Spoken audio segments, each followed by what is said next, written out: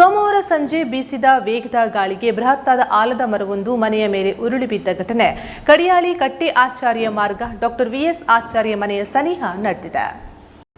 ಮನೆಯೊಳಗೆ ಸಿಲುಕಿಕೊಂಡಿರುವ ದಂಪತಿಗಳನ್ನು ಸಮಾಜ ಸೇವಕ ನಿತ್ಯಾನಂದ ವಳಕಾಡು ಅವರು ಸ್ಥಳೀಯರ ಸಹಕಾರದಿಂದ ಹೊರತೆಗೆದಿದ್ದಾರೆ. ಇಬ್ಬರಿಗೂ ಗಂಭೀರ ಸ್ವರೂಪದ ಗಾಯಗಳಾಗಿರುವುದರಿಂದ ಖಾಸಗಿ ಆಸ್ಪತ್ರೆಗೆ ದಾಖಲುಪಡಿಸಿದ್ದಾರೆ. ಬಾಣಸಿಗ ರಾಘವೇಂದ್ರ ಭಟ್ 60 ವರ್ಷ, ಪತ್ನಿ ನೀರಜಾ ಭಟ್ 49 ವರ್ಷ ಗಾಯಾಳುಗಳಾಗಿದ್ದಾರೆ. ಮನೆ ಸಂಪೂರ್ಣ ಜಖಂಗೊಂಡಿದ್ದು ಅಪಾರ ನಷ್ಟ ಸಂಭವಿಸಿದೆ. ಸ್ಥಳಕ್ಕಾಗಮಿಸಿದ ಅಗ್ನಿಶಾಮಕ ದಳದವರು ಮರ ಕಡಿದು ರಸ್ತೆ ಸಂಚಾರವನ್ನು ಸುಗಮಗೊಳಿಸಿದ್ದಾರೆ. ನಂತರ ಗಾಂಧಿ ಬಾಡಿಗೆ ಗಾಂಧಿ ಬೇರೆನಾ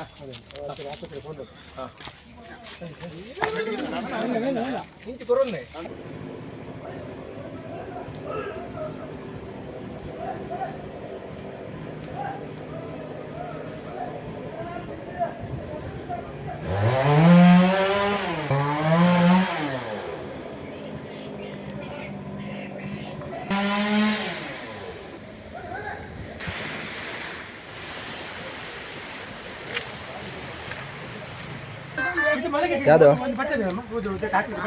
ಅಂದೆ ಅಂದೆ ಇಡೀ ಮರ ಬೀಳದ್ನು ಬೇಡ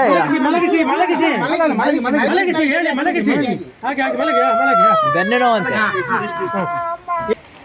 ಅಂಚೆ ಬರ್ತಾರೆ ಬೆಲೆ ಬೆಲೆ ಬೆಲೆ ಬರಲಿ ಬೆಲ್ಲ ಬೆಲೆ ಈ ಕಡೆ ಇಲ್ಲಿ ಬನ್ನಿ